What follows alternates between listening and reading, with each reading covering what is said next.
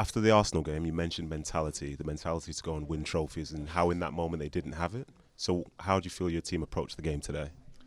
This is a different game. This game, definitely you have to win. Arsenal, of course, as well. And when you're making mistakes, that was my comment, you can't win top games. And today we had a moment as well, with just before half-time, a big chance. And you dominate the whole game and you give one chance away, and that can't be happen. So we have to grow in that fact of the game.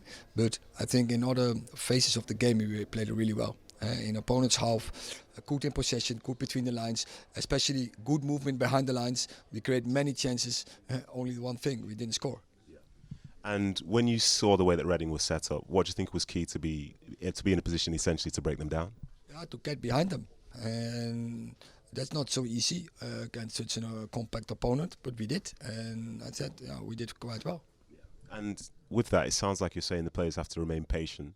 Do you have enough players on the field that have that understanding, or is it a message you have to bring in yourself? I think we have seen the players on the pitch have that, like Harry Maguire, Casemiro, Christian Eriksen, Bruno. Definitely they have it, and I think we did it quite well. Our possession game was really good for today.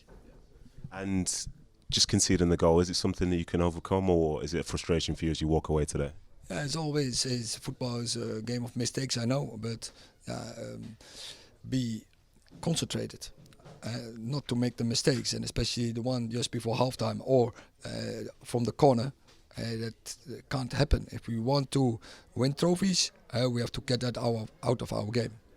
And Christian Eriksen, he seemed a little bit unhappy when he came off. Is everything okay with him? Yes, because it was a bad tackle and something with his ankle. I don't hope it's too bad, but we have to wait a minimum 24 hours before we can set the right diagnosis. And overall, say you're happy with today, or what would you say? Yeah, the aim was to get into the next round, and I think it was sovereign. It was quite clear.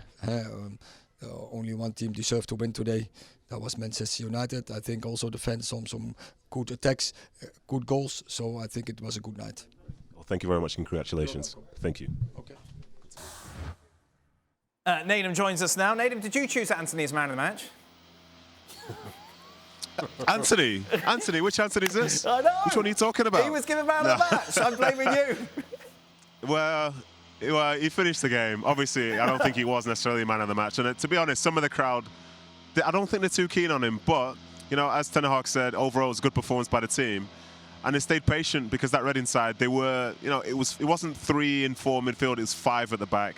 It was 3 midfielders in front of it going side to side, not really attacking. But they did what they needed to do, and overall it was a good performance. Are you surprised he didn't leave Rashford on to try and break the record?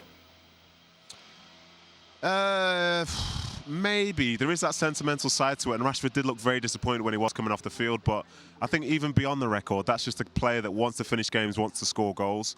But the fact is, you know, he's played a lot of football, and he's going to try and manage them between now and the end of the season, because if everything goes their way, you know, they'll be on a good run in this. They've got the Carabao Cup finals to potentially play should they win that second semi. They've got the league running, and then the Europa League as well. So I think, yeah, Europa League as well. So I think ultimately it's part of the process, and there is disappointment, but I think Marcus will be just fine. Nedum, that's it. Nedum, do you get a lot of abuse there because you're City ways? Well, no, because I sit on the fence so much, Dan. Nobody seems to care that I'm here, so it's not the worst thing in the world, actually. There you go. Sometimes it's good not to be no.